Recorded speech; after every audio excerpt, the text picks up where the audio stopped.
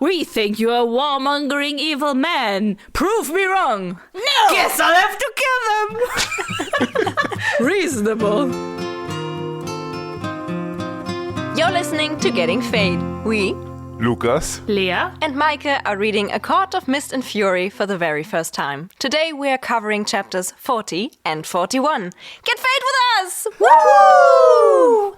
hello. Hi guys. Today, this is gonna be a solemn episode. No laughing. Because we cannot have any fun. No, Fun's because, out. I guess there will be no episode. No, stop having fun. I guess there will be no episode without ailments ever again. I had surgery. My wisdom tooth. Two of my wisdom teeth. Teeth. My wisdom teeth. Yeah, you see? That's because you have no wisdom anymore. Half of my wisdom is gone, and now I don't know how to say plurals of any words anymore. Yeah, so in case I don't pronounce my words as crisp as I usually do, now you know why. Yes, and we cannot be funny because Lea hurts when she's laughing. So Yes. we're all wearing beige clothes, and maybe we should just do an entire Werner Herzog episode. Oh, yes. Hello. We should do that. Yes. This That book would is intrigue very me. sad. Yes, and it has a deep connection with nature. The nature is very important. And it has a sexual awakening and explosion of emotions. I am part of the nature as well.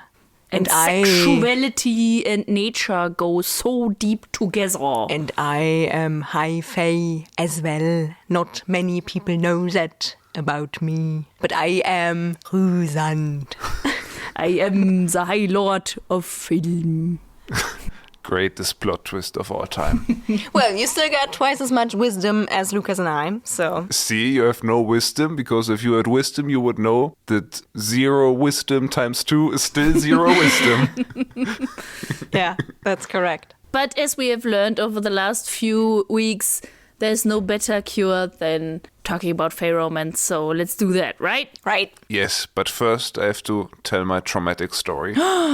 It's good that it's traumatic, because then you don't have to laugh. Stop it! So my story, I took notes for this episode, as one does, very pretentiously, in a cafe, in a bookstore. And I was sitting there reading ACOMAF, taking my notes, and then the 2 people at the table beside me decided to just start discussing Cassian's love life at a very loud volume, and then I had to quickly fumble for my headphones, and then I got them in without spoilers. How rude. Yeah. Did they see you read the book? No, because I was ashamed and I hid the cover.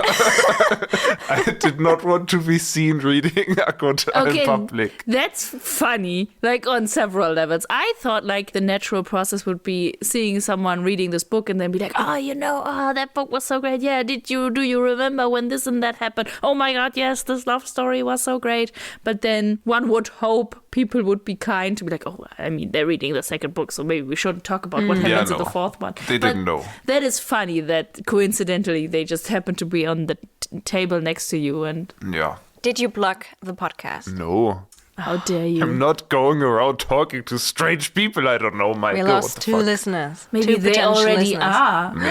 Maybe. Imagine. That would be Yeah. so cool. Yeah, that would be very fun. So- And now you hear that, guys, bookstore girlies, if you're listening to this, you're great. And you saw a shifty guy that read a weird looking. Where did you hide it behind? Shifty guy? What's a shifty guy? Yeah, they started talking about romance and you were like, oh no, I have to plug my ears immediately and hide behind. What were you hiding your book behind?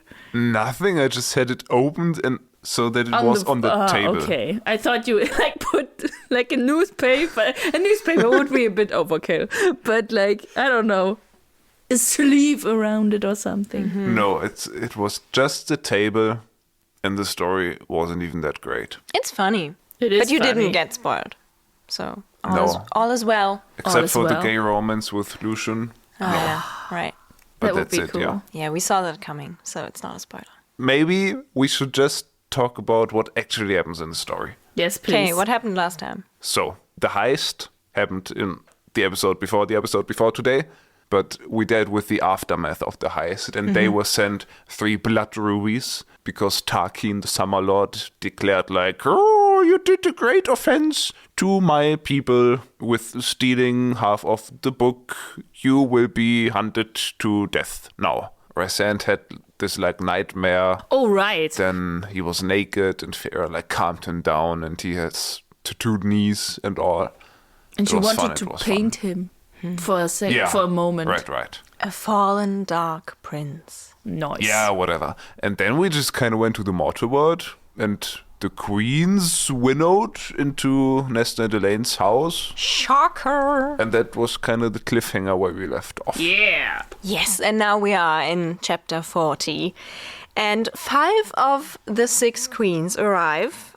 They are ranging from all different ages and, I don't know, variations as people come, I guess. But the oldest one, which is described as being ancient, and one of the younger ones, which is described as being incredibly beautiful, almost as beautiful as Morgan, seem to be in charge, and the others are just there for, like, I don't know. Being rulers. Right. Girl support girl, I guess. What I found interesting, like all of the queens were described very intricately, like their looks and stuff, but we never get to learn any names. Mm-hmm. And Faera just calls them like the Golden Queen and the Ancient Queen. And like the Ancient Queen kind of irritated me, not the Queen herself, but Faera calling her that because that just sounds like the Ancient One and refers to Amren. And I mean, the Ancient Queen cannot be that old because she's still human. Mm-hmm. So she might be 80, so Tarkin's age. Yeah, it was fun. The nicknames, I think she could have just said the old queen, but it wouldn't sound so cool. The granny. Oh, the granny queen. I love it. But I think it's very fun that they like didn't introduce themselves. Like they do not have any manners. Especially if you think about like in other like medieval or lordly media, like think of Game of Thrones or something, where they make a point of like listing as many titles as possible to seem more powerful and whatever. And here they don't say anything. Yeah. Do you think it might be this thing of like, don't give the Fae your name? Or is it just they were so above it they didn't say anything and were like, just speak? I think Sarah J. Maas just doesn't like making up names. Maybe. That's why we still don't know the name of the King of Hyban. Maybe. Or it's because they are already known to like the ruling people. So yeah, but not to Faera. And they are there to especially like inspect Faera. But yeah, it might be that they were like, they already know. Maybe we'll find out. But what I liked is that unlike with the High Lords, you don't really can guess from their appearance where they're from. Like there isn't one dressed in all white and so she is from like the Snow Kingdom and blah blah blah. But they seem to like come in pairs. And especially like the yin and yang couple seemed to be interesting. Like there were 2 queens, the like middle-aged ones described as looking as 2 pairs, one white, one black. Wearing black, wearing white, I don't know. I found that kind of cool. It was never mentioned again. They did not do anything. They are the referees. Or the crosswalk. Saying they come in pairs is not correct because there are only 5 of 6 queens, and that is because the 6th one is missing because she is unwell and stayed back in the mortal realm. Very ominous on a meta perspective. Like in real life, like reasonable, she called in sick. But the fact that this is in the book makes it juicy. Yeah. Why is it there? What are your theories? So I have 2 theories, or I don't know if they're full-fledged theories. Is it enough for Conspiracy Corner? Yeah.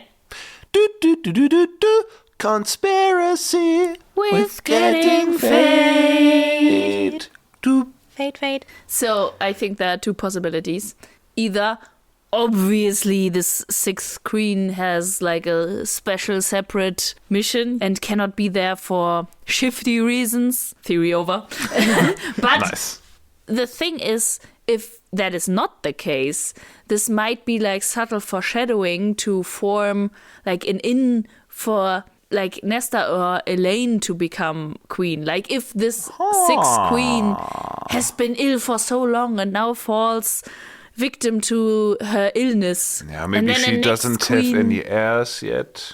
Yeah, or maybe they are like voted upon or something. And then maybe Posters. like a new queen is chosen, and this new queen now represents this forgotten sliver of land. We will get to that. Yeah. And so like this foreshadowing could go two ways. That was my theory too. If they actually come in pairs, like there are 2 younger ones, 2 middle-aged ones, and 1 older one, you could think the 6th one is also old. So maybe she's actually just dying because she's old. That's and so they smart. don't want that to be known right now because it would, I don't know, give a ground for attack, I guess, because the kingdom is unstable, blah, blah, blah.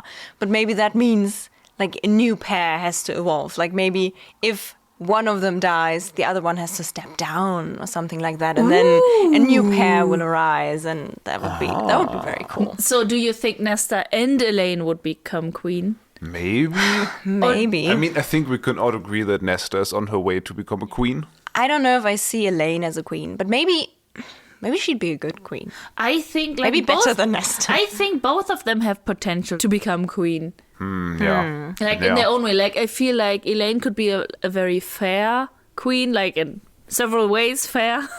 But Feyre is. Yeah, I know. Feyre. And Nesta would be like a powerful and Right. decisive queen. And now I'm thinking like if they want to like build this bridge between Fae and I bet there's favorite.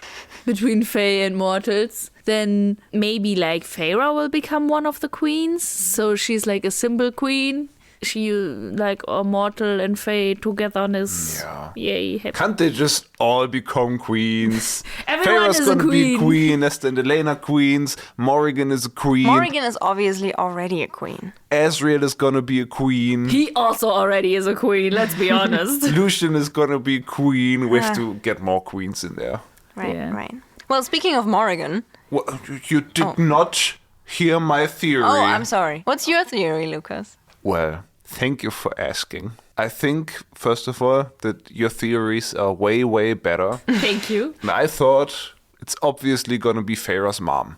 What? Oh, The queen. So my thought process was that maybe this is setting up a plot twist that we don't get to meet her now because maybe Feyre would recognize her for some reason. And then my mind obviously went to, yeah, this is a fantasy book. I still don't believe that her mom died. Yeah, I mean, it sounds unhinged, but maybe, like, yeah, you're right. This is a story. And Sorry, but think about you're right, this is a story. the father who's like away for so long and he keeps banging the Do you mom. think he just found her? Like he was, I can finally do trade again.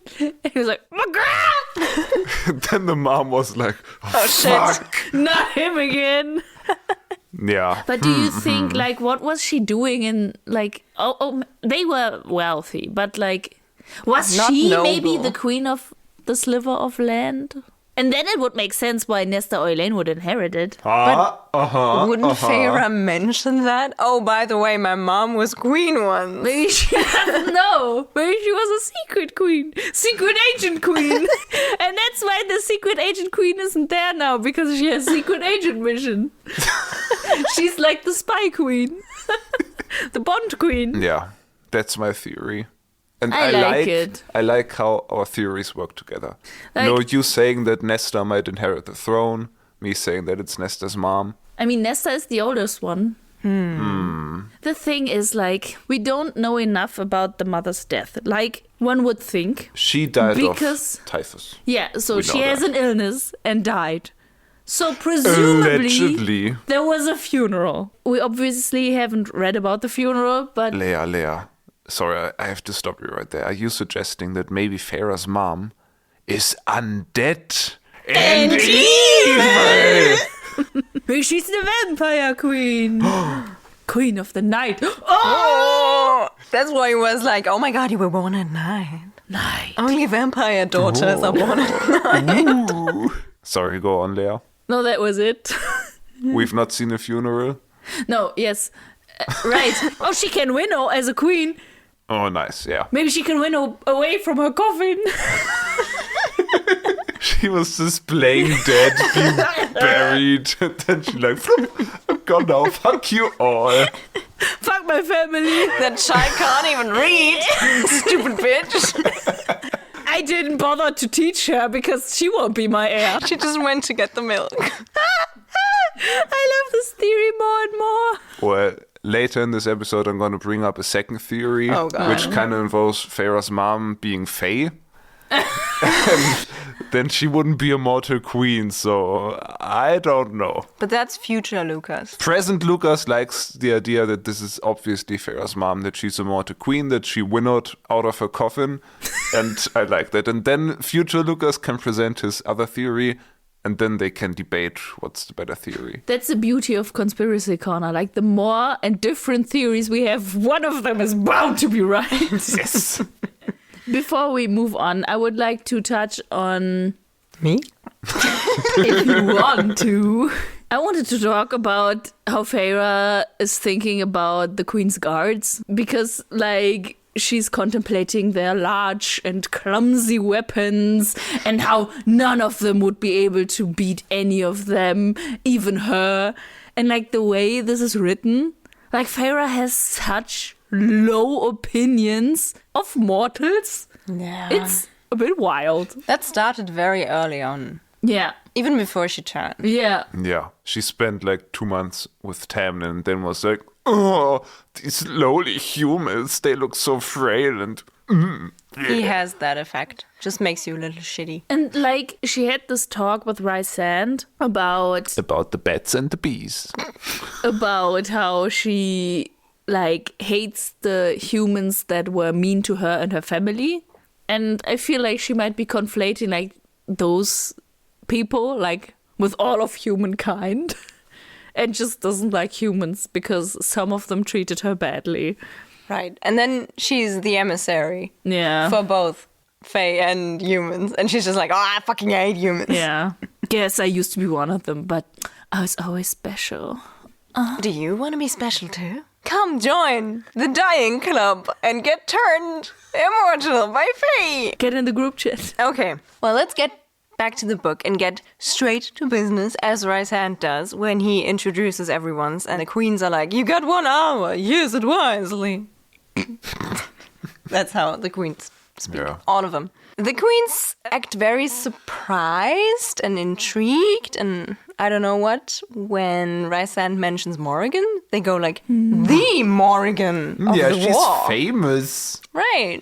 And you could immediately think like, ooh, so she was a prominent figure on the side of the mortals, probably? That makes her seem even cooler. I think we knew she was very strongly advertising Yeah. for the humans, I guess. But for the queens to be like, oh my god, the Morrigan. Yeah. Advertising for human rights. Woo.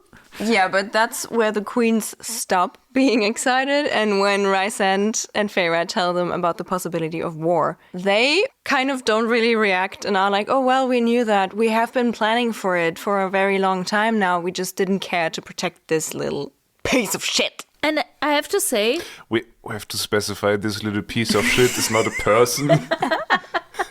They mean this little slither of land But- on the island. you're right. But I have to say, like, we kind of called that. Yeah. Like, they have been miserable for like 500 years on this little sliver of land, haven't built like any kind of society or whatever. And they probably were just forgotten. Right. Like, Yeah. I feel like the mortals just treated this whole island as Fae territory. Yeah, they call it a waste of resources. Big oof. And they even say, like, well, in that case, just let the Fae of Prythian protect the sliver of land. So they are ready to give up this territory. They basically already see it as Prythian. Not nice. No. Like, it's awesome, I think, how Nesta reacts to this. Because she is pissed after that. I was actually a bit annoyed because maybe that's just me who is often angry at people but then does not speak out on that anger because she thinks it would be unwise. But in that moment I was just like, Nesta, shut the fuck up. You're trying to negotiate and you insulting those queens is not gonna help. Yeah. But like, I like that Nesta apparently cares for someone that's not her, but also her. Like, she lives there. She's Yeah. like, bro, can you not talk about killing me? But I also feel like she doesn't just call them, you won't protect us, you shitty people. Like, She calls them cowards. yeah, I wouldn't say for what they are, because it is a strategic decision. I can, like, see that. But, I feel like calling, especially in stories, like, calling someone a coward always has this weight behind it that might, like, turn them around in their opinion, and it never does, Yeah. but still. We've all seen Back to the Future. Yeah, but I thought in this scene, and in this case, it's kind of right, and they admitted to that. Like, they're like, we are afraid of the King of Hybern, and we try to protect our lands, and if we think protecting this part is wasting our resources, then we're just not going to do it. So, like, calling them a coward is like, yeah, that's why we're not protecting you, because we're scared of that man, and we want to have all our resources around us. Yeah, it's, as I said, it's a strategic decision. And, like, if you have an adversary that is very mighty, like, having a reasonable amount of, like, fear, like, that makes you act cautiously. Which is usually not the worst idea. Right. But yeah, the queens do not want to part with their half of the book, which Sadness. sucks. I have a question. Like, they say, we are preparing for war in the north. Like, they don't specifically say Hybern, and we know that the father is on this conference about the threat of Prythian. Do we think they're preparing, like, for an overall war with the Fae, or specifically for a war with Hybern? I guess if the King of Hybern first takes Prythian, all the people standing against him would be dead, and all the rest of Prythian that's not dead would be with him. And then united forces, Hybern and Prythian, would attack the Mortar Realms. Fair. So maybe Yeah. that. But I don't really get if, like, they also prepare to fight against the northern Fae territories on their own continent, or if they're going to be allied with them against the western people. Good question. I guess That's what I'm here for. I guess we know too little about the Fae territories in the north of the continent. Maybe? Do you remember what we know about Ianthe? She was in Valahan. Right. She and her family went to the north of the continent. To flee Amarantha, right? Right. Yeah, so they found refuge there. So maybe this place is shady because Ianthe is shady. Or maybe So they are the north part being a threat. they are anti-Hybern, though, because they give Yeah. shelter to people fleeing from a general or lieutenant of Hybern. Yeah, that's what but I thought. Amarantha was going rogue. She wasn't acting on the King of Hybern's orders. She was True. doing her own thing. So maybe they are very, very pro-Hybern, and we're like, you come here, you get protected from this bitch who has forsaken our mighty king. I mean, they are the only ones who would profit from the wall being down and actually getting some new territory. Because, like, Prythian has this, like, centimeter of land, but, like, over there's a whole continent to be taken. Right. Yeah. Yeah, we know too little about the Eastern continent. I wanted to Google, like, an image of the whole map, but I was scared for spoilers. Yeah, especially because, like, cities are revealed, like, book by book, only the ones you need. And if you then see, like, capital blubber blub. Capital Faeratown. Because she founded it, I don't know. Maybe on the map, the town Feyre lived in is called Feyre's Village. Oh. Because it one day will be known as Feyre's Village, because she's very famous. Maybe she painted it once. She's very famous. Oh. But she's not very famous with the queens right now, because she kind of tries to fulfill her role as emissary. But, like, what she says makes sense, that Amarantha killed her, and that was just one person not even acting for the bad guy. And now the bad guy is coming with an army. But they don't really care and just call her young and naive, and some things just have to happen, blah, blah, blah. And then Morrigan starts revealing shit, and I was like, wow, That was what's happening wild. here? Right.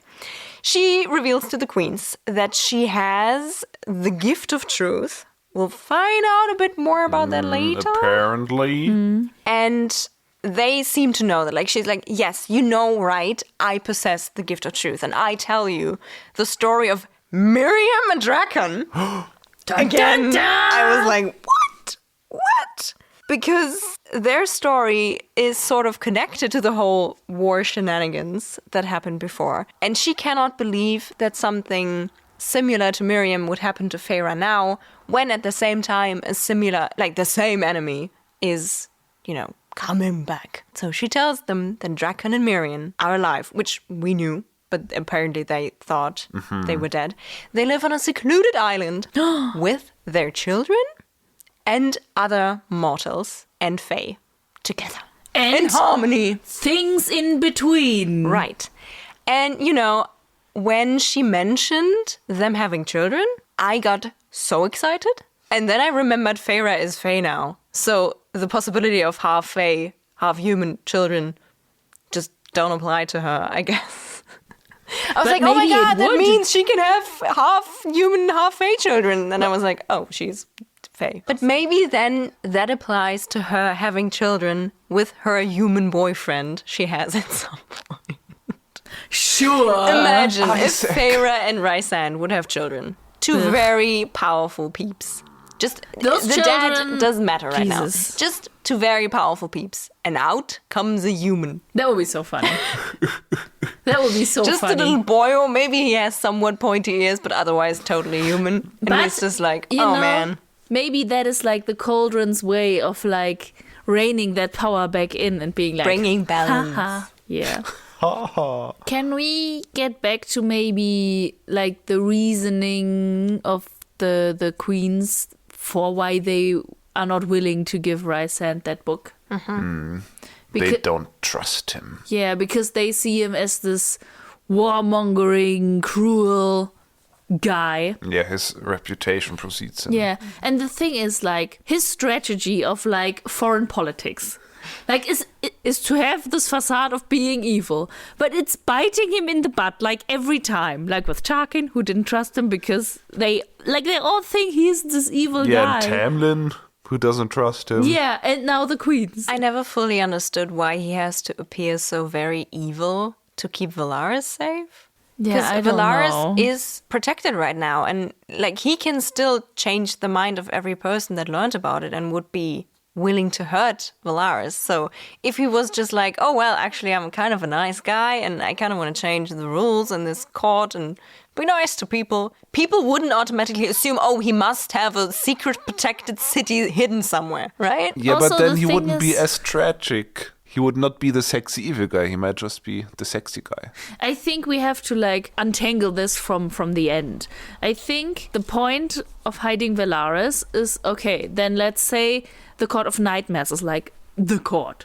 So everyone assumes the Court of Nightmares is what the Night Court is like. And like, sure, they're bad people, but like, is this whole thing like he's just pretending to be like the people from the Court of Nightmares? Or is he I think just... so. Or is he pretending to be even more evil than the Court of Nightmares? I don't know. I honestly, maybe we'll find out. Maybe we won't. I don't. There's no strategy. But Morrigan tries to use this secret about Draken and Miriam as kind of a way to prove that Rhysand is a good person and that like life united between Fae and humans is possible. I don't know. But the queens just don't care. I mean, yeah, like what? Is he a good person because he didn't murder them? I didn't really get her reasoning. I did not 100... When she was like, I possess the gift of truth, I was like, is she gonna spill Valaris? And then she was immediately like, you remember Draken and Miriam, blah, blah, blah, they live. But how does that prove? Was she thinking about bringing them in to be like, oh yeah, he's a good person? Because, I don't know. I also don't know. I don't know. And then Rhysand is like, oh no, stop spinning the beans. And I feel like that's like the core problem here. That they do not have even a faint strategy. Yeah, that's true. They just do not have a plan. At one point, like, Rhysand and Feyre communicate through their bond, and the queens kind of reveal what they know, and Feyre's like startled. And Rhysand is like, oh well, you never asked what was in that letter we wrote them. And I'm like, why not? You're the emissary. Your job is to talk to these queens and convince them to give you the book. Why would you not ask for any and all information about these people that you can get? That's also why she doesn't know the names and is like, oh, the funny golden one. What do they know? Oh no, I'm the emissary. Please give me the book. I died. I'm kind of mad that they do not have a plan. You do have a point, though. Fae'd doesn't really do a lot. And also, Rhysand is actively putting this I am evil, I am cruel, I hate humans, and I don't care about anyone facade out there. So at some point, he should have been like, okay, guys, we got the queen's attention. What should we do if they go like, oh, well, you are the evil peeps, you kill people. Why should we trust you? Did they never discuss that? Well, Meike, that would be a plan. So, yeah, no. Planning is not their strong suit, which will come up again in the next chapter. But, like, you have to imagine, like, okay, so we need this book. So I guess we'll ask them. How do we ask them? Well, we just tell them there's a war. We will inform them there's war. They probably don't know because we haven't seen any preparation for war in this little sliver of land. So they don't know there's a war. But when we tell them there's a war, they will just give us the book because we ask nicely. And, like, now that you pointed out, like, I think these people in this Court of Dreams never asked for anything. They just, like, always schemed and worked to get it. And I feel like what we get to here in the next chapter points to that. They don't know how to deal with, like, negotiation. Right. Yeah. How did these people survive that long? Well, they're good at scheming and stealing and whatever the other stuff they do, probably. So good, they immediately trigger every warning when stealing Tolkien's book. They are the iced masters. Yeah, totally. But yeah, the queens, as we do, the queens do not really understand how that is supposed to be proof of Rhysand's good nature and are like, we demand actual proof of you being a man of peace, as they say. So once he can bring them that, they might consider their petition for the book, which is a good start, but now we need proof. Yeah, you know, the more I think about it, the more I'm on the side of the queens. Like, I don't think I would have given them my book. With this kind of preparation, no. I think that's the problem with reading so closely and discussing it so closely, because in that moment, honestly, I wasn't as mad as I am now, because I read it and I was like, oh no, the queens don't want to give them the book, but they need the book. Yeah. Feyre, say more. Oh, Morrigan is telling them something. And then, oh my god, this lore drop. Right, then I was excited about the lore, and I didn't really think about what was happening, and I didn't even question why Morrigan was telling them that. To be fair, it was pretty exciting lore. Like, Black Land and burning sands and freed slaves. Doesn't that happen in the next chapter? No, these words drop here. Okay. But it's not explained what this is. These are like buzzwords that get your attention going on. You're like, oh my god, this is awesome. Give me more. Fuck those queens. Yeah, I was very excited. Especially because I like Morrigan so much. I was like, oh, she's doing something and she has history and blah, blah, blah. Well, and then that's kind of it, right? The queens winnow away. Yeah. Chapter 40 ends with us being confused, a bit disappointed. Elaine of all the people, swearing and wishing they all burn in hell. Heart attack. I really like when the book does these little emphasis things where it's like, Elaine, this time in italics. It's pretty funny. I think that also happened when Asriel wanted to go dancing. And Asriel suggested to go dancing. I think this gives us a very good insight in the way Feyre is thinking. Mm-hmm. And it's very funny. Mm-hmm. Like, it's entertaining. Right. Chapter 41. Chapter 41 starts sort of where we ended. They fly and winnow back to Valaris. And we don't even get to say goodbye to Nesta and Elaine, which kind of made me sad. Yeah. They are just brushed off as the humans right now. Kind of disappointing. Yeah. They're just the base. I also, like, when we first went there, like, this was a whole thing, how we had to winnow and then fly and the wall. And now it's like, when we winnowed and flew home. It's just like in 2 minutes. We flew. It's like taking the bus. Flewed. We flew home. They have, like, the little recorders. But yeah, they spill the dire news to Amren, who is there. Yeah. And he wasn't there with the queens. Right. Asriel was there and Cassian was also there. So they like As cosplayed gods. as the gods. right. Basically. So now the whole gang knows. And they all sit down on the iron chairs again. And I had to laugh because last episode we discussed the iron chairs and now they come up again. But then Feyre actually comments on it and is like, oh, how ironic, Fae sitting on iron chairs if the human could see us. And that made me wonder, why does that come up? This is mentioning again and like highlighting again to us that humans think iron does something against Fae. Why is the book reminding us? Do you think, like now that you pointed out, do you think the queens or on the continent in general, they might have some special iron that is actually harmful to Fae? That was not what I thought. I think it was more like maybe they have some kind of secret weapon or something they bring the next time or they use as like a trap when they do something and then it doesn't work because iron doesn't kill. And then they're like, oh, you betrayed us to the queens. And also the queens are like, oh my God, you don't die when we use iron.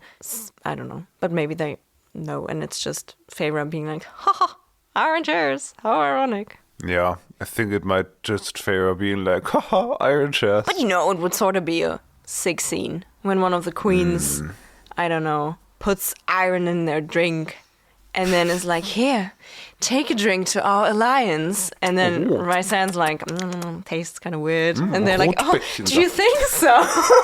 And then he doesn't die. And then he's like, did you put iron in my drink? Why? Well, you know, I started watching The Vampire Diaries again. And Are they allergic to iron? no, but like Are they there are allergic to things that are something? harmful to them. And then there are things where people just might think, like in general in vampire stories, like with garlic, like this, that often doesn't actually work, or like crucifixes. And then they sometimes like act like it's hurting them, and that's always funny. And I could see like a scene where they have to pretend to like keep up appearances or do not spill the beans. Like it is an advantage that they don't know that iron doesn't hurt them. But maybe the queens know.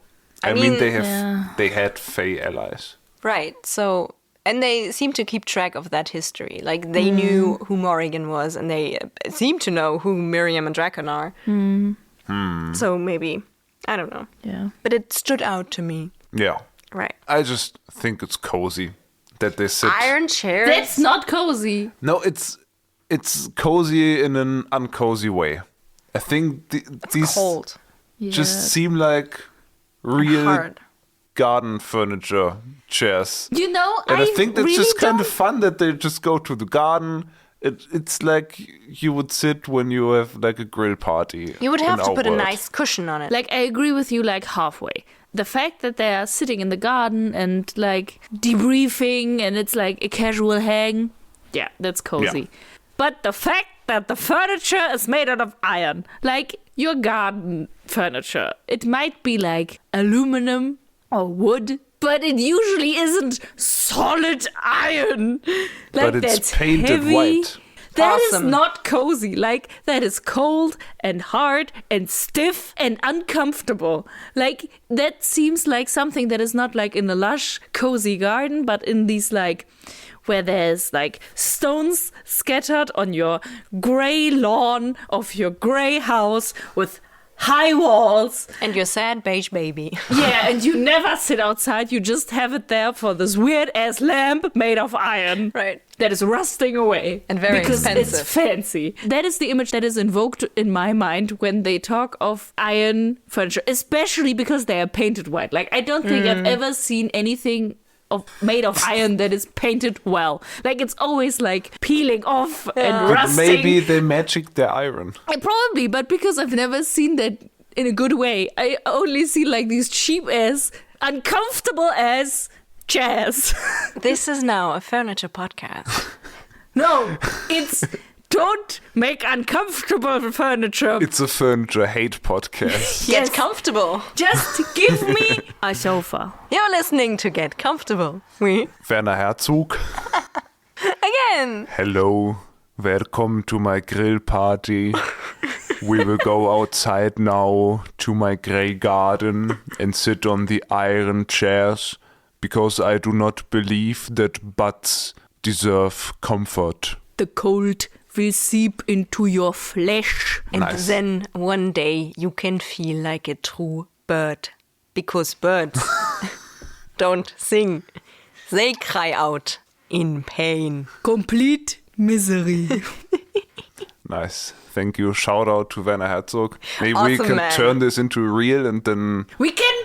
yeah, we can tag him on Instagram now. Werner Herzog, please come on this pod. All of us are film students. Please talk face smut with us. That would be so great. I think we could have an intellectual discussion about this. At 30% capacity. For him, I would yeah. even bring 60. I would bring 69. Damn. If now he doesn't respond. Yeah. I don't know. Let's get back to the book. The chairs. Yes. The chairs, I mean, get back to the chairs where our All Fae right. protagonists All sit right. on. In this Fae book that we talk about. Right. Sit Soon with down Werner and Herzog. try to come up with ideas how to solve the queen's problem. And their ideas range from disposing of the queens, which I thought might be a solid Yeah. plan. Whose idea was that? Cassian. Also, it's like the first thing they come up with. Can we just kill them all? Nice. But they do not agree on Yeah. that. They are afraid that the magic would see through that. Also, like, that is their concern. Like also Like- they want to like get like new queens on the throne and they can give the book. But also, Like the plan is not just to kill them. Yeah, but the reasoning to not do it isn't like, oh, we shouldn't kill people right now. They're like, oh, it would take so much time to get new queens and then get them established and get a good relationship with them. That would just be very, very hard work. I don't feel it. and the enchantment might break. Right. Yeah. But the thing is, like, the point is, we think you're a warmongering evil man. Prove me wrong. No! Guess I'll have to kill them. Reasonable. Such a diplomat. Ryzen sits down and is like, man, I'm not a good person. God damn it. Feyre, no. I don't want you to see me as a monster. Well, it was Cassian's idea. And then Morrigan's idea is to go to the mortal realm, to the Queen's Palace, and talk to them again and bring sense to their heads. No, Morrigan, you can't do that. No, I don't think Azriel has that deep of a voice. This is more like, no, Morrigan. No, that's No. too high. You need a broody voice. Right, but I He's don't like think Rudy he's like and maybe deep, like deep. whispering. Yeah. Yeah, he's Morrigan. not deep. He's like thoughtful, brooding. Yeah, Maybe I like think, almost I a think bit I can do it. I raspy. think I can do it. No, Morrigan. No. Why not? Sounds like a cowboy. There has to be more sound to it, I think. Moss. No, that's just me now. Yeah, but that's too I high. Azriel? That's too high. But I want to do him low. Yeah, but when you're talking, that's too high. No, Morrigan. No. That's closer. I feel Well, like. Azriel does not want Morrigan to go Yes. because he's afraid she would get caught and tortured or killed or whatever. And he knows what he's talking about because he's been watching this place for a long time. Protective boy, how did you feel about that, Meike? Obviously, I liked to have them interact again because that didn't happen for a while now. And obviously, I didn't like Azriel making a decision for Morrigan and being like, no, I won't allow you to do it. Yeah. But I liked that Morrigan has such a strong effect on him that just her offering to go somewhere makes him like openly be like, no. Because I feel like Azriel is more like a quiet person, not necessarily shy, but just like not very outspoken. And he like makes his plans and then he does them alone and he doesn't really talk much. And then he Yeah. sits there and Morgan's like, I'm gonna go there. And he's like, no!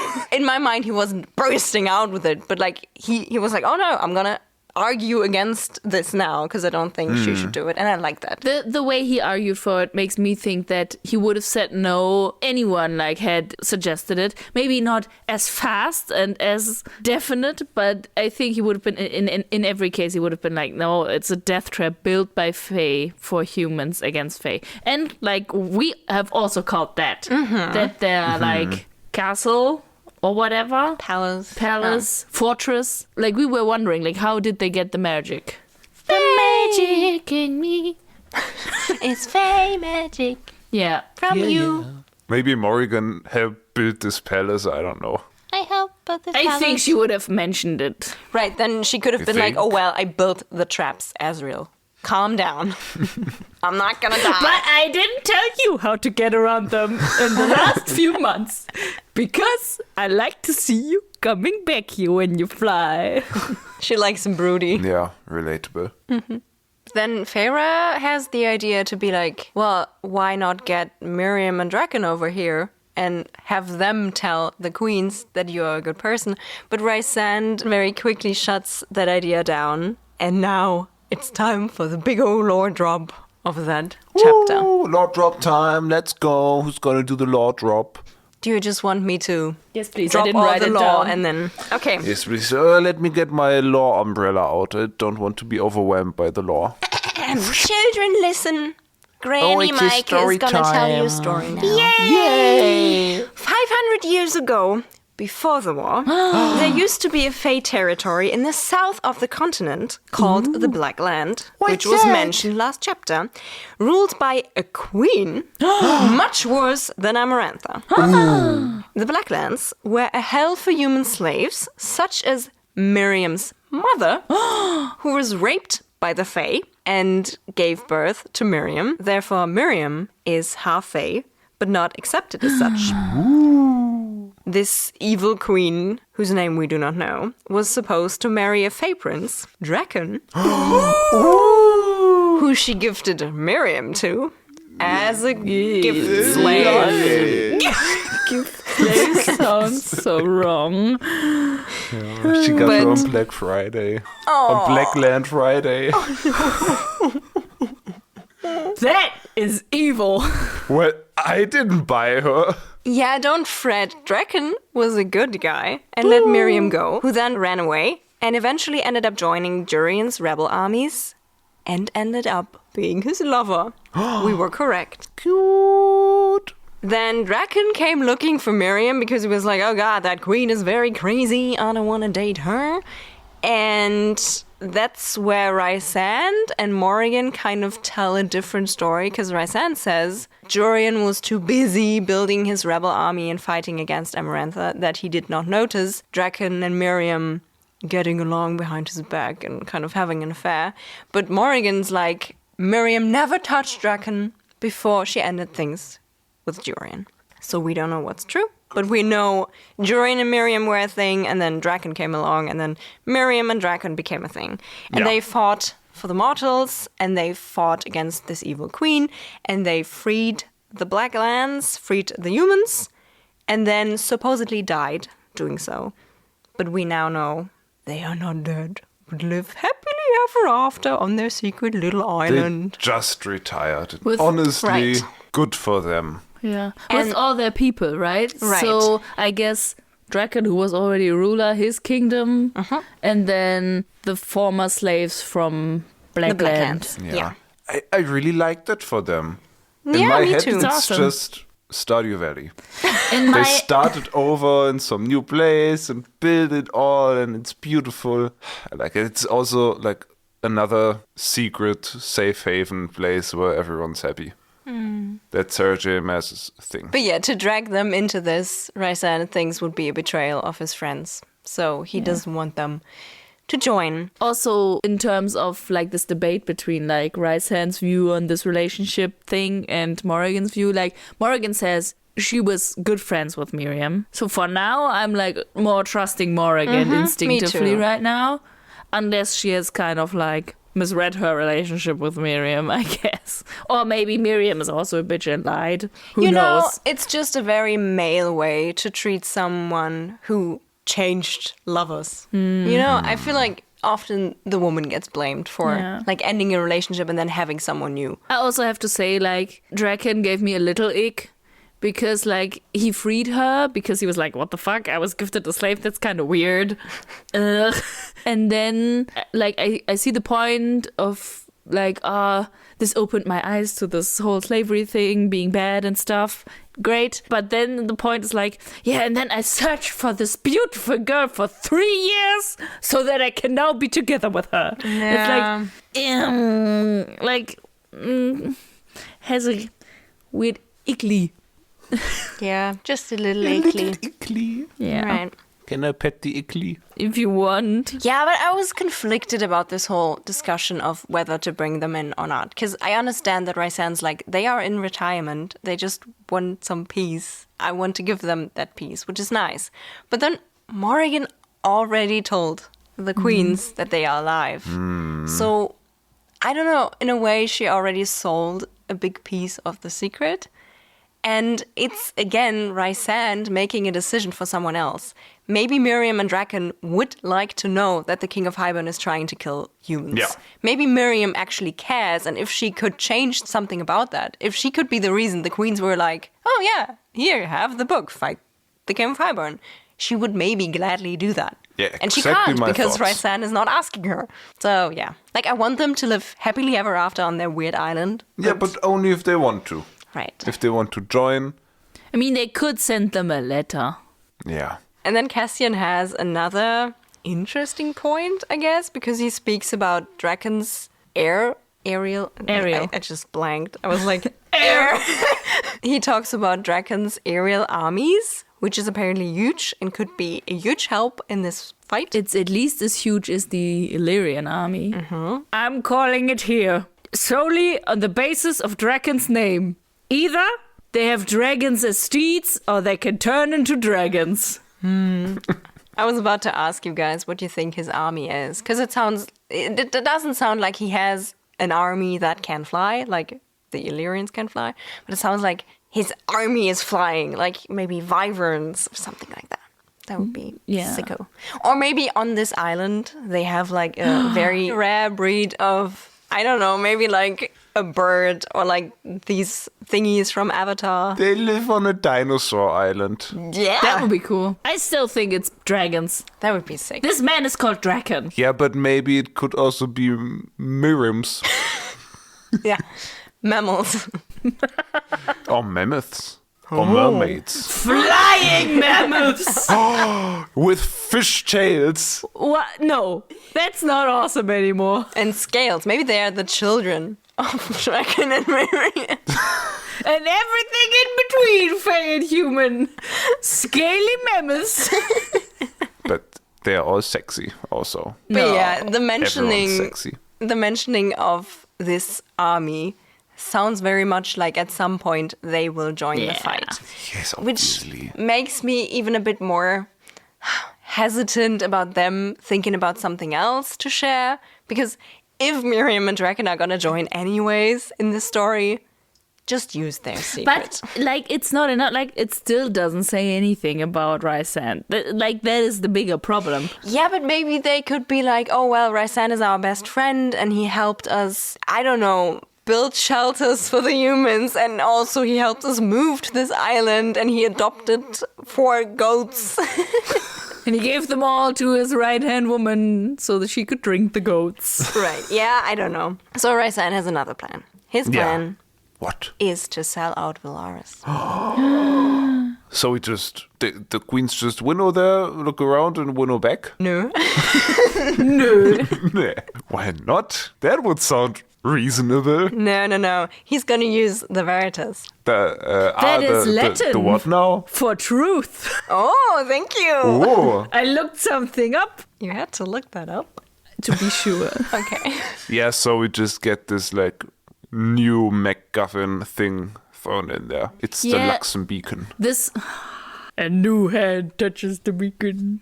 The Luxen is a weapon! And now we have 2 confirmed real-world languages already in this world.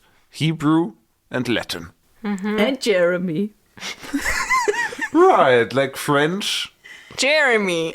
No, the country is called Jeremy. All right, they speak French in Jeremy. Yeah, they speak French in Jeremy. All right. Yeah, like 3 confirmed languages. What the fuck? Yeah. And I guess also English, because they all speak English. But The common tongue.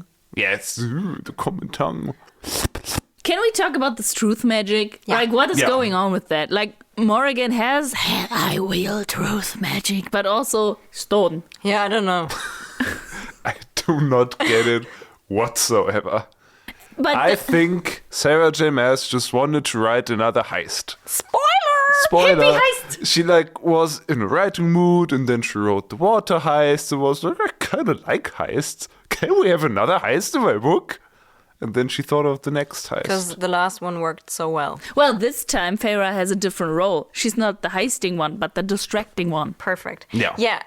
Rysand's Spoiler. plan making, again, is just like, oh, we go there. And then we distract them from Asriel stealing the orb. Well, distraction is one step more than they had last time. Maybe at the 5th heist, they might actually have a whole plan. Perfect. Great. But, where do they have to steal this Veritas from?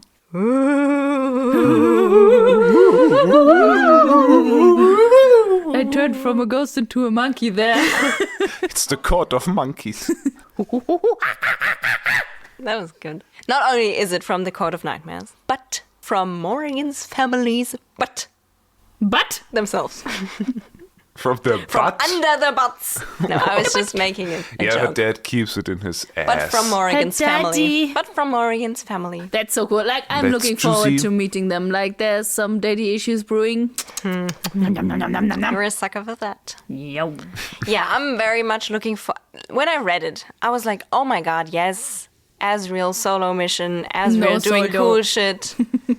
And then I remember this is the first-person narrator book. And I would not get Asriel stealing the orb. I would get Feyre distracting noble people. Yay! Nah, Nay. it's a meh for me. Like, this whole story, cool, but yeah, it's a meh. Maybe afterwards, Feyre goes into Asriel's mind and, we get the whole heist from his perspective. No, this opens up the possibility for more Asriel and Morrigan stuff because, let's be honest, this will not go as planned. It's Rysand's Not? plan, and he told us about the plan, What plan? and it Go won't in, work. distract them, and Asriel steals the orb. And if That's the Asriel plan. goes in there alone, He he is will in be danger, captured! and then he will be captured, and then he will be in pain caused by her family. Yes! And they will be like, Morrigan, look at what we're doing to your shadow man. And then, you know the drill. I want the drill. Guys, all together. We love suffering. We love suffering. We love suffering. The more pain, the better. The more pain, the better. Step the bitch. Step the bitch. But honestly, what it's up. honestly, I feel like this could really put the Asriel and Morrigan stuff into motion because it would kind of force them to have something, There will be feelings and then maybe even a talk and, just it sounds very promising and I don't know if I will get it, but I want it and I hope for it. I want it. Yeah. If we get through this book and it doesn't happen, you listeners have to recommend us the fan fictions, please. So, this Veritas thing, have we talked about what it is? It's a stone showing you the truth. Yeah. And so they want to use this to, show the Mortal Queens Valaris without them being there. And because the mortals carried the stone into war and into battle, they know the stone and trust it. Why would they carry a truth stone into a battle? Especially, why would they be carrying this into battle? Wielded it during battle. That's so interesting. It's Because so they loaded. thought Fae would lie. No, that makes no sense. They thought Fae couldn't lie. But Never if mind. it's like- Never mind me. Just leave me. I'm leaving the podcast. Bye-bye. Goodbye. But, if it's an heirloom of this ancient Night Court family, why would the mortals have it? I guess maybe the Night God won it in Do the you war. think that's Mike, where- I thought you left. You started me. Do you think that's where this comes from? That The humans superstition? think Fae Yeah, can't yeah. lie? Because humans used some magic to make Fae unable to lie? No. Yes. Obviously. So you That's a think- great thought, Michael. So you Thank think you. they used the stone to make, or they thought they made Faye not able to lie? They used the stone to make the Fae tell the truth, or use the stone to see the truth, so the Fae wouldn't be able to lie to them. And that's Yeah. what people would say. The Fae weren't able to lie to us. And then Yeah, for and then- generations, yeah. they would say, the Fae weren't able to lie to us. And then people who wouldn't know of the stone would be like, oh, that means Fae can't lie, right? And also they hate iron. Ah, Okay, now I get you. That would be kind of cool. I hope we'll find out next chapter. When we're getting... No. The chapter is not over. Oh, I'm There's sorry. still quite a lot happening. More lore to come. There's more lore. Right. There was more. You There's already made more the joke. Yeah, lore to okay, come. I'm sorry. That was a great joke, Meike. Thank you. Well, I wanted to talk about something before that. Because I remember that I pronounced into the word that I have like a second part theory about Pharaoh's right. mom. Oh, right. And it's not actually a theory. Oh. You can maybe make like a sped up quick version of the jingle. Conspiracy corner was getting fed. Thanks. So I thought, hey, Miriam and Dracon have half Fae children. It's just a confirmation. We know that they exist. And then I thought that obviously means that the book is setting up that Feyre's gonna be half Fae. And that was my whole entire theory. That obviously, we have now an inkling that her mom might be Fae. I'm just no. The thing is, this whole transformation from mortal to Fae, I feel it would have come up if there was already Fae part inside of her. But it's like the same with Miriam. Like this mirrors Miriam in a way that everyone said, Maybe. Oh boy. That is the reason why Feyre actually turned into a High Fae and Miriam didn't. Because the High Fae was inside her all along. But Miriam is also half Fae. No. Miriam alright. is half Fae. I forgot about that. Never mind. Well, I'll take that back. Well, I agree that the fact that half Fae people exist in this world has to have a meaning in the story. Yeah. I impact. don't necessarily think it means Feyre was half Fae. Because that would just be very lazy. Like, Yes. why have a half Fae character? Not make the half Fae character realize she's half Fae and then turn her into full Fae. So the half Fae-ness would not matter anymore. Yeah, just that's true. skipped. But it might mean that someone else might be able to have half Fae children. Like, I don't know, maybe Nesta and Cassian will have children at some point. Or someone else will have a half Fae child and it will be something special. Maybe Okay. half Fae children are very special because there are so few. Because Fae and humans don't really seem to mingle except on that island. Yeah. Right? Maybe stuff like that. Yeah. So that was my small little conspiracy, little corny. So Feyre meets her therapist, Rysand. Right, but he's in dire need for a therapy session himself. 'Cause They he's like, all are. yeah, but in this moment, very much, he's like, Feyre, I'm afraid for you to see me the way I will act tomorrow. Because you just stopped looking at me like I'm a monster, and I will have to act like a monster tomorrow. And I don't want you to see that. So he thought about asking her to stay put in Valaris, but he didn't. Feyre fears for a moment that he will like order her to stay or ask her to stay, but he, as you said, he doesn't, and I think she's glad about it. But I have to say, like, this whole dynamic of like, I have to act in an evilly way like an asshole and I don't want you to see it, but you have to be there. Like, oh, this whole dynamic, I kind of love it. It's kind of juicy. I just didn't like when he said, I don't want you to see how I will treat others, how I will treat you. Like, I don't want her to be icky to her again. And to what point?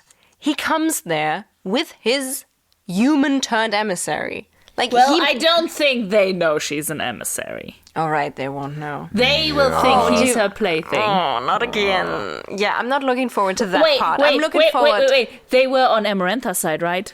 Right. Oh, she'll be dancy again. Oh, no. No, not dancy. Like, I like the, I'm playing a role. I'm mischievous. Yeah, because you are a theater kid. Obviously, you like it. But I don't want Rysand to make her. The thing is, like, if they're both in on it and they're like, okay, let's do this, let's play these roles together, then it's almost like role play, you know? Yeah. And I agree that, like, I don't like it if it, like, overspills to another scene or, like, kind of what happened in Summer Court where that led to, like, miscommunication and stuff. Like, I want you both to be aware Yeah. what is, like, real and what is an act. Right. Just Because some I nice, think that is the part of consent here. And then it can be sexy spicy. subdom roleplay. Yeah. That I would like to read. With weird people as witnesses because plot. Yeah. And then I'm thinking back to way back when we didn't really know Rysand, and you, Lea, told us about this playlist. Like, sitting on Rysand's lap drinking fairy wine. And then that happened in book 1, and it was so icky and we were like, oh, why does anyone like this? But maybe it happens again. But this time it's gonna be sexy. You mean this time it's sitting on Rysand's lap drinking fairy wine? Feyre's version. Feyre's version. Oh, I like it. Yeah, to reimagine it would be kind of cool. And I like what Feyre says, because she says, I trust you. And I think that's very big coming from Feyre. Yeah. And is directed at Rysand. It's very big, because he has misused to trust. Like the only times he had plans, like true plans, he didn't tell her. Yeah, maybe she shouldn't trust him. But she does now, so we'll see what happens. Yeah. I want to see sexy roleplay. Right. Just say it how it is. With this evil man. Not with this evil man, but like to get at this evil man. Tell us more about this evil man, Meike. We get some more lore. Right, they drop the topic of, I don't want to be a monster, blah, blah, blah, blah, blah. And Feyre asks about Morrigan, because Morrigan appeared very jumpy at dinner and left very early, and Cassian and Azriel seemed kind of concerned about her. And then Rysand tells the story of Morrigan. We kind of already got a glimpse that her family was very violent and does not treat women very good. But what they did to Morrigan was really sad. So we learned that she was supposed to marry Lucian's older brother, Aerys, who might have been one of the brothers we saw under the mountain. The Fae Weasleys. I All right. remember. The evil sleaze! Nice. So yeah, they sucked, so maybe her soon-to-be husband would have sucked too. So Morrigan was supposed to marry Lucian's brother and knew he was a cruel person. And Rysand took her to the Illyrian war camp. Does he say for whatever Yeah, reason? I think the thing is he couldn't like go directly against his father, but he could like give a hiatus and like go on a kind of bender or whatever with Okay. her, and took her there For a trip. for a few days. And there she met Cassian. And she did the only logical thing in this situation and had sex with Cassian. So they had a thing Right. first. And she did it because that would mean she would lose her virginity, which would mean she would lose the one thing her family, and probably Autumn Court as well, values the most. Smart. Smart, yeah. Icon. Sort of. I love her. Yes. She stained herself. Well, in the eyes of weird people. Yes. Not in my eyes. Disclaimer. And as a punishment, her family nailed a message to Aerys on her body and threw her on the border of Autumn Court and was like, well, she's your problem now. But Aerys didn't want her and just left her there, where Azriel, a few days later, found her. Love. Can we talk about the logic of this family for a second? Sure. What logic? Like, they arranged this marriage. They probably got a lot of money from this Autumn guy. And then he was like, nope, she's soiled. I won't take her anymore. He's just like, I'm out. And they're like, we don't want her either. Yeet! Take her? Like, why do they draw... Like, if I was a neglecting family throwing out a disgraced member, I would just throw them on the streets and not bring them to the other person. Lea. What the fuck? Lea. Don't question them. I have They to. make no sense. I need logic. They are just evil. I need logic with evil people. No. Because otherwise they're stupid evil. Oh, not stupid evil. No. Okay, go on. I felt very sorry for Morrigan. Yes. Very. Yeah. It's a very horrible story. And Yes. I don't like that her story is so sad. But I like what it revealed about Cassian and her, and about Azriel and her, and about the triangle between them, because we now finally know why it's kind of tough between them. Do you think Cassian feels guilty? Maybe. I thought so. Like, not, I am responsible, but in a way I am responsible.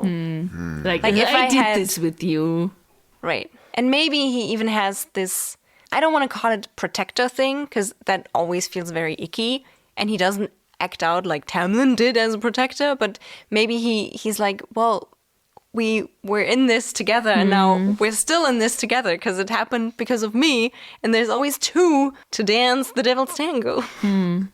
So now he cares a lot for her because of that. And it also explains why Asriel kind of has troubles being openly, Morrigan, I like you. Because, finding someone with a message nailed to your body because they slept with one of your best friends. That puts a strain on your relationship. Like, he was the one to find her in that very vulnerable moment. So maybe there's kind of that between them. Like, it makes them closer, but it kind of hinders romantic stuff. Yeah, but it's definitely juicy. Yes. Yeah, yes, I like it. Yeah, a lot of lore drop here, like in these whole chapters. This I would be a liked it. long episode. That was nice. Yes.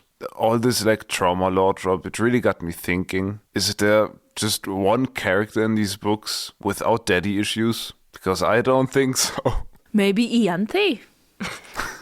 Yeah, like we don't know Good it. for But her. I mean like the main people, like Tamlin, daddy issues. Rysand, Yeah. Asriel, Cassian, Lucian, Feyre, Fae'd. Morrigan, Amren, maybe not. No. Well, if Maybe she is has no father. a Christian angel, maybe God is her father, and that is a strange relationship if supernatural is to be believed. Or she's God herself. Well, then who is your daddy? No one, because she's mommy of all. Yeah. Nice. So she wouldn't have daddy issues. Yeah. But like Or most maybe of the because she characters. doesn't have a daddy, she has daddy issues. Because like Yeah. lack yeah. of parenting. I feel like there's a good like 95% quota of characters with daddy issues. Good quota. Lea happy. Yeah, it's very interesting. I just wanted to point that out. But it's very big of Morgan to go back. It's understandable she's jumpy, but for her to be like, okay, well, I'm gonna get that stone. Yeah, this is going to be juicy. Yeah. I can see it in the future. You can see what in the future? I can see the juice. Oh. The juice in the future. Also, do you want a small little spoiler? No, I don't want a For the small little book? spoiler. It's not a spoiler for the book. It's like a formatting spoiler. A what? It's not a spoiler. Why do you say it like that? The thing is, you can't take it back. If you tell us now and we think it's a big spoiler, you can't take it back. Also, if You we know, think I'm- it's a little spoiler, it's still a spoiler. I'm gonna say it's not a spoiler. Okay, Leah's covering her ears, so the chapter is quite long.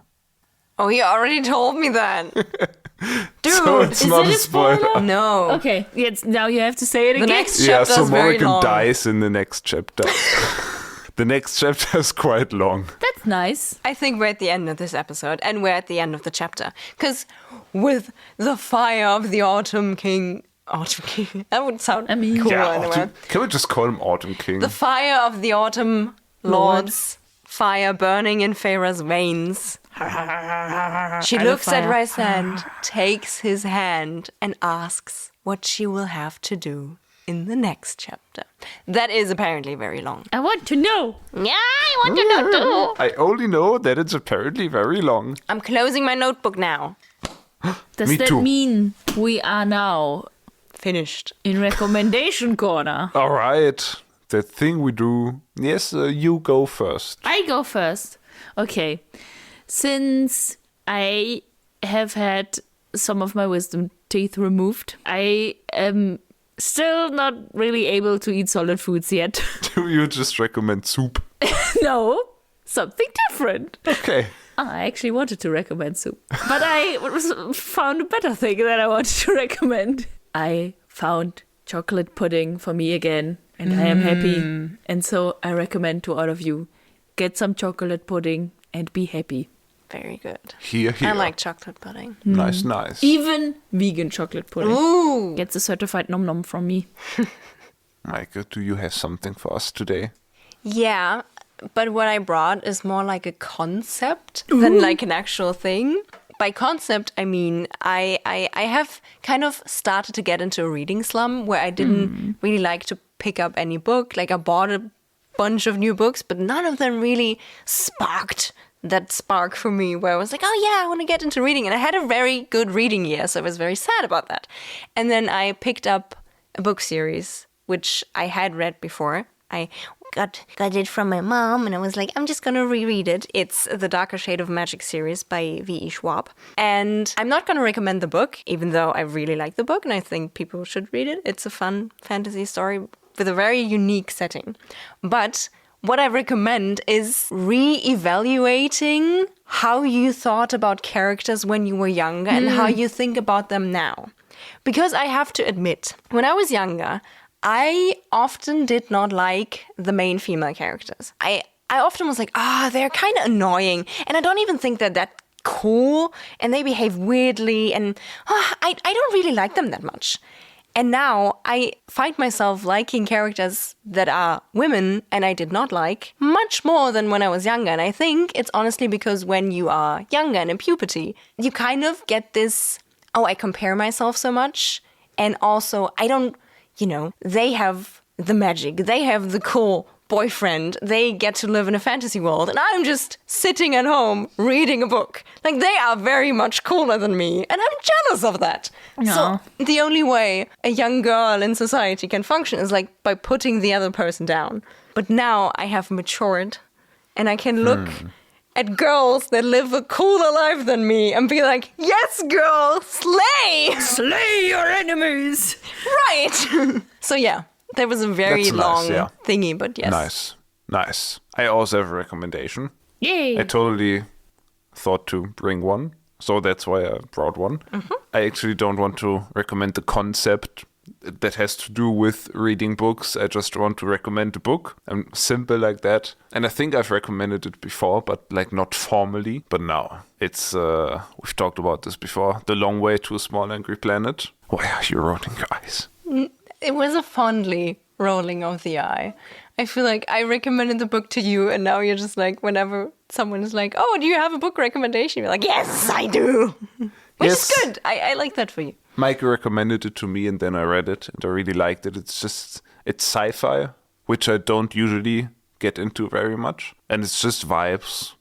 And a cool, lush world, and it's cozy. And I've also developed the habit, like it's a series of, like we do often like a summer vacation every year, and then I just take one of the books in the series with me, and it's my summer vacation book. In 24 I read the first one, in this year I read the second one, next year I read the third one, and that's nice.